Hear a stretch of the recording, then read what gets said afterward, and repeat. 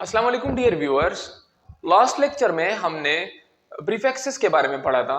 आज हम पढ़ेंगे कि किसी सिस्टम इंटरनेशनल के अंदर किसी भी यूनिट को या उसके प्रीफिक्स को कैसे रिप्रेजेंट करेंगे। तो उसके लिए कुछ रूल्स है जो कि उसमें से नंबर 1 है कि न्यूटन एंड न्यूटन। अब इसमें हमें कैसे पहचान होगी कि ये साइंटिस्ट का नाम है और ये जो है यूनिट का नाम है। तो जो स्मॉल वर्ड्स में लिखा हुआ है, this represents the name of unit, while जिसका फर्स्ट लेटर कैपिटल हो तो वो जो है वो साइंटिस्ट का नाम है, name of scientist, name of scientist. तो ये साइंटिस्ट का नाम है। जितने भी हम मेजरमेंट के अंदर लिखते हैं, तो अगर हम फुल स्पेलिंग लिखेंगे तो अगर स्मॉल लेटर्स में हो तो वो यूनिट का नाम है, while if you write it in first letter as capitalized then it will represent the name of scientist, जिस तरह न्यूटन है। इसी तरह हम लिखते हैं पास्कल को अगर आप लिख दे ऐसे पास्कल तो ये फिर नेम ऑफ साइंटिस्ट है, लेकिन अगर हम पी को स्मॉल लेटर्स में अगर लिख दें तो ये फिर यूनिट को रिप्रेजेंट कर रहा है। सिमिलरली नंबर 2 है कि अगर हम किसी यूनिट को लिखते हैं तो उसको कैसे रिप्रेजेंट करेंगे। उसके लिए अगर यूनिट साइंटिस्ट का नाम हो जिस तरह न्यूटन है तो उसको हम फर्स्ट जो लेटर है उसको कैपिटल एन लिखेंगे, कैपिटलाइज लिखेंगे। या फिर अगर जिस तरह पास्कल है, पास्कल भी साइंटिस्ट का नाम है, तो फिर हम इसका जो पी है वो कैपिटल लिखेंगे। नंबर 3 है कि अगर कॉम्बिनेशन ऑफ यूनिट्स आ जाए, अगर हमारे पास किसी सिस्टम में किसी कैलकुलेशन में हमारे पास कॉम्बिनेशन ऑफ यूनिट आ जाए, मतलब हर जगह तो हमें एक यूनिट हमें नजर नहीं आती, हमारे पास जो है कैलकुलेशन में बहुत सारे यूनिट्स आ जाते हैं, कॉम्बिनेशंस आ जाते हैं। तो अगर कॉम्बिनेशन ऑफ यूनिट्स आ जाए जिस तरह न्यूटन मीटर है, तो फिर हम इसको कैसे लिखेंगे। तो उसका जो प्रॉपर वे है वो ये है कि हम एक लेटर स्पेस से यूनिट्स को लिखेंगे, यानी न्यूटन और मीटर के दरमियान हम एक लेटर का स्पेस रखेंगे, या दूसरे मेथोडोलॉजी से हम इसके दरमियान डॉट लगाएंगे। डॉट भी एक लेटर ही है। तो हम दो यूनिट्स को या दो से ज्यादा यूनिट्स अगर हम कॉम्बिनेशन लिखते हैं उनका, तो फिर उसके दरमियान हम एक लेटर स्पेस रखेंगे।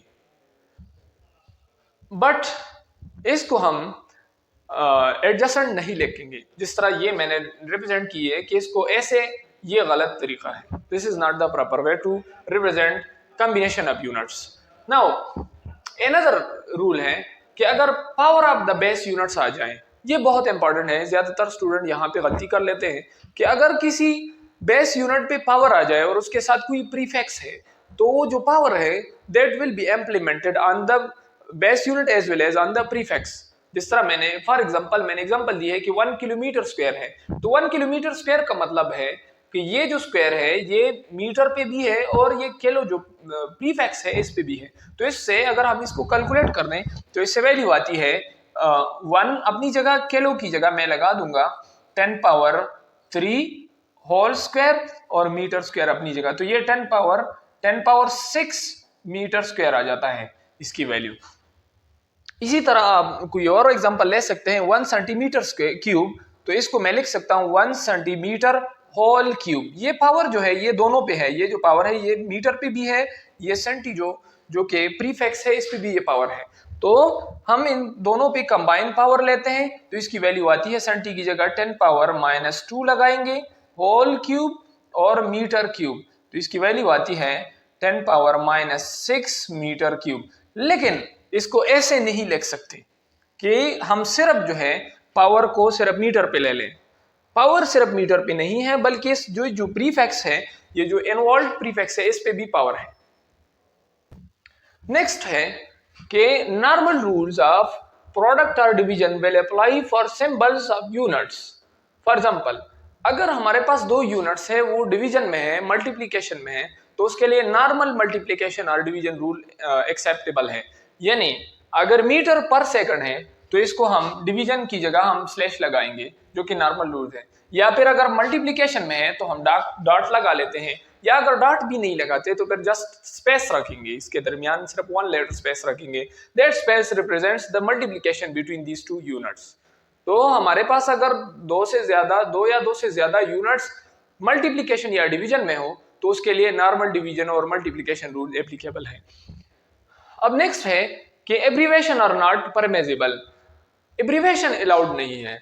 हम किसी सिस्टम के अंदर अगर यूनिट्स को लिखते हैं तो हम उसमें एब्रीवेशन नहीं लिखेंगे। फॉर एग्जांपल अपनी तरफ से एब्रीवेशन नहीं लिखेंगे, सिंबल लिखेंगे। तो फॉर एग्जांपल हम SEC लिखते हैं सेकंड के लिए, तो दिस इज नॉट परमिसिबल, ये गलत है। हम सेकंड के लिए जस्ट स्मॉल s को लिखेंगे।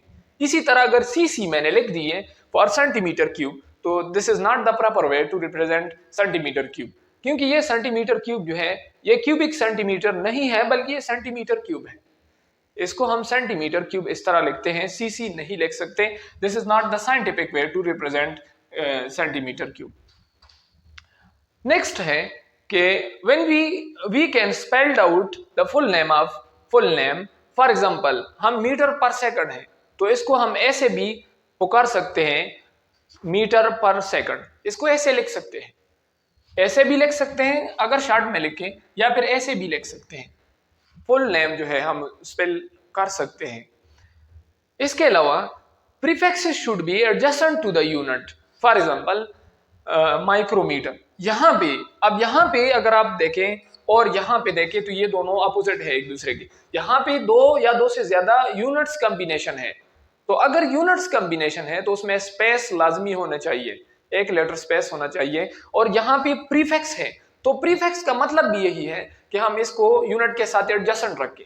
तो प्रीफिक्स को विदाउट स्पेस लिखेंगे विद द यूनिट, जो यूनिट है उसके साथ ही लगाएंगे इसको।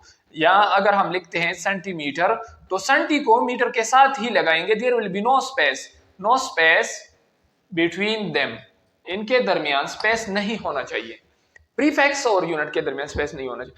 अब एक और इंपॉर्टेंट रूल के अगर जिस तरह मैंने एग्जांपल दी है कि माइक्रोमीटर इज नॉट अलाउड, यानी डबल या triple prefixes are not allowed. एक से ज्यादा प्रीफिक्स को हम एक ही यूनिट के साथ नहीं लिख सकते। यानी ये माइक्रो एक प्रीफिक्स है, इसके साथ मैंने एक दूसरे प्रीफिक्स भी माइक्रो लगा दी, तो इसको ऐसे नहीं लिख सकते। इसको हम अगर आप लिखना चाहें तो इसको पिकोमीटर लिख सकते हैं, क्योंकि 10⁻12 के बराबर। ये 10⁻6 है और ये 10⁻6 है, तो ये 10⁻12 हो गया। तो इसको एक सिंगल प्रीफिक्स के साथ, पिको के साथ लिख सकते हैं। हम डबल या ट्रिपल प्रीफिक्स किसी एक यूनिट के साथ नहीं लिख सकते। किसी एक यूनिट के साथ सिर्फ एट अ टाइम एक ही प्रीफिक्स लिखेंगे।